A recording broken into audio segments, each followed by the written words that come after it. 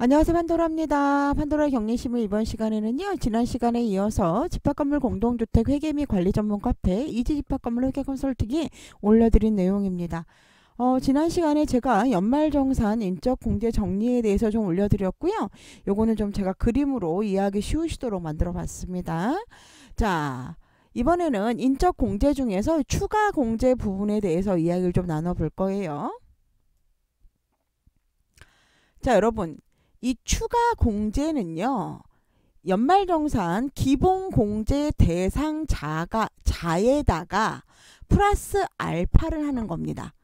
인적공제 기본공제 대상자여야만 추가 공제가 돼요.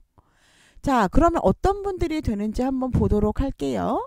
자, 먼저 우리가 지난번 시간에 제가 이거 설명을 좀 드렸는데 인적공제 대상자에는 내 위로 직계 존속, 아래로 비속, 형제, 자매, 그리고 위탁아동, 수급자 등이 있다라고 말씀을 드렸어요.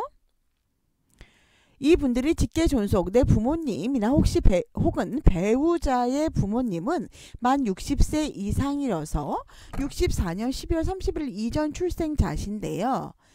여러분들 이 추가 공제는 왜 해주는 것 같아요? 추가 공제가 왜 해주는 걸까요? 우리 기본공제 대상자 중에서 조금 더 힘드시겠다라고 하시는 분들한테 추가로 공제를 해주신다고 생각하면 쉬울 것 같습니다. 여러분 60세보다는 물론 사람에 따라 케바케겠지만 60세보다는 70세가 더 힘들겠죠. 연세가 많으시니까 사람이 나이 들고 아프고 그 다음에 이혼해서 둘이 버는 것보다는 혼자 버는 게 힘들잖아요. 한부모이고. 그리고 좀 재밌지만 예전에 70년대 요 법이 이제 요거에 대해서 나오는 그 시점이 한 70년대 즈음이었는데요. 70년대였는데 그때는 대부분의 부녀자들이 경제활동을 막 활발하게 하거나 그러지 않았죠. 예전엔 대부분 그냥 전업주부였잖아요. 그러다가 이제 여자가 나와서 돈 번다 그러니까 안 됐다고 생각을 했던 것 같아요. 그래서 경로우대, 장애인, 부녀자, 한부모 이렇게 추가로 공제해주자라는 겁니다. 인적 기본 공제자 중에서 플러스 알파로 추가로 공제해줄게 라는 거고, 나이가 좀 많으신 경로우대, 몸이 좀 불편한 비장애인이 아닌 장애인, 그리고 부녀자, 여자인 부녀자, 그리고 한부모 이렇게 생각하시면 될 것 같습니다. 자, 경로우대인 경우에는요. 60살에서 딱 플러스 10인 70살 이상이시면은 이렇게 경로우대가 가능합니다. 아까 60살을 때 2024에서 60을 딱 빼보세요. 64죠? 그죠? 그래서 64셨던 거고 2024에서 70을 빼면 54예요. 그래서 54년 12월 31일 이전 출생자시고요. 1인당 연 100만 원을 추가 할인해 드립니다. 그리고 장애인은 아무래도 비장애인들보다는 조금 더 힘들겠죠. 그러다 보니까 공제를 해줄게. 그런데 만 20세 이하, 만 60세 이상인 거는 왜 그럴까요, 여러분? 기본공제 대상자가 요 나이잖아요. 그래서 기본공제 대상자 중에 이렇게 장애인이라면 예를 들면 우리의 형제가 20세 이하이고 나의 기본공제 대상자인데 아이가 장애가 있어요. 그러면 이 기본공제 대상자에다가 장애인까지 해서 200만 원을 추가로 공제해 줄게 라는 이야기입니다. 근데 여기서 나이 제한을 보지 않는 게 뭐가 있을까요? 수급자죠. 수급자. 수급자는 나이 제한을 보지 않습니다. 자, 부녀자는요. 두 가지 종류가 있는데요. 하나는 남편이 있는 여자를 이야기하고요. 또 하나는 세대인이 있는 세대주인 여자인데요. 요거는 기본공제 대상자여야 되겠죠. 기본공제 대상자. 그래서 예를 들면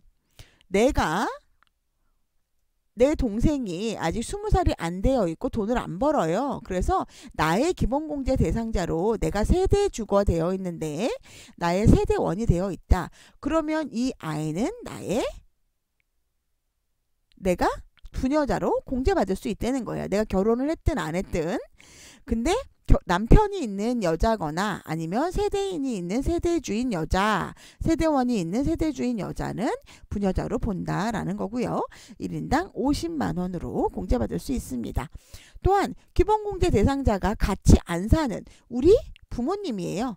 우리 부모님이 경제활동의 능력이 없고 그 다음에 나이가 60이 넘으셔서 나의 기본공제 대상자가 됐어요. 내가 세대주가 돼서 이분이 내 기본공제 대상자가 된다 그러면 어떻게 된다?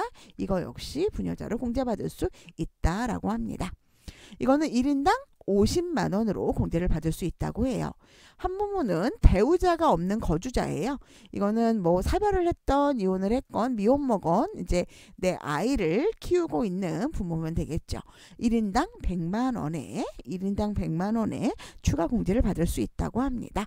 그런데 부녀자와 한부모는 중복 공제가 안 돼요. 그러면 대부분이 더 큰 한부모 공제로 받으시면 더 좋겠죠. 자, 전체적으로 정리를 해드리면 추가 공제는 내 연말정산 기본 공제자 중에서 요건이 경로, 장애인, 부녀자, 한부모가 해당이 된다면 여기에 플러스 알파로 추가 공제를 해주겠다는 얘기고, 경로 우대는 60살에서 플러스 10인 54년 12월 31일 이전 출생 1인당 영 100만 원의 추가 공제. 장애인 같은 경우는 그 내 기본 공제 대상자 중에서 장애인이 있다면 1인당 200만 원의 추가 공제. 부녀자는 두 가지 종류가 있는데 남편이 있는 여자나 남편은 없어도 세대인이 있는 세대주인 여자는 1인당 50만 원.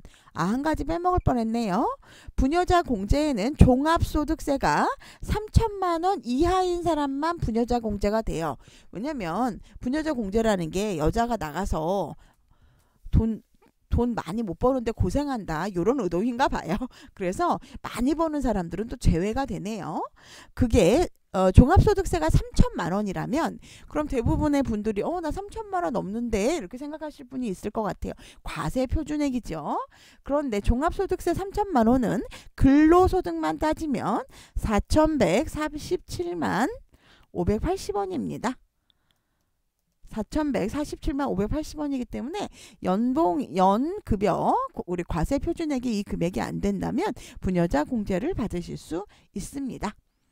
자, 두 가지는 중복 안 된다고 했고요. 한부모나 부녀자는 중복 안 된다고 했고요. 만약에 혼자서 아이를 키우신다면 한부모 공제가 더 클 것 같다라고 생각을 합니다. 공제가 큰 걸로 선택을 하겠죠. 그런데 나는 굳이 내가 혼자 살고 있다거나 이런 거를 알리고 싶지 않아 이런다 그러면 부녀자 공제 신청하셔도 되겠죠. 자, 여러분들 제가 그 연말정산 중에 가장 큰 그 범위를 차지하고 있는 인적 공제 중 기본 공제와 추가 공제에 대해서 좀 설명을 드렸고요. 좀 그림이 그려져 있는 게 훨씬 여러분들이 조금 쉽게 이해하실 수 있을 것 같아서 제가 요 모양을 요거를 만들어 봤습니다.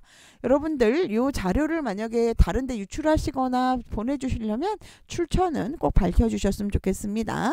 자, 오늘도 고생하셨고요. 우리 격리의 3대 산맥 중에서 예산, 결산, 이제 마지막 산맥인 연말정산에 이제 연말정산을 넘어가려고 노력을 하고 계시는 여러분들 모두 화이팅 해주시고요. 도움이 되셨다면 좋아요 한 번씩 눌러봐 주시고요. 다정한 댓글도 부탁드릴게요. 오늘도 행복한 하루 되시고요. 내일은 더 행복하세요. 다음에 뵙겠습니다.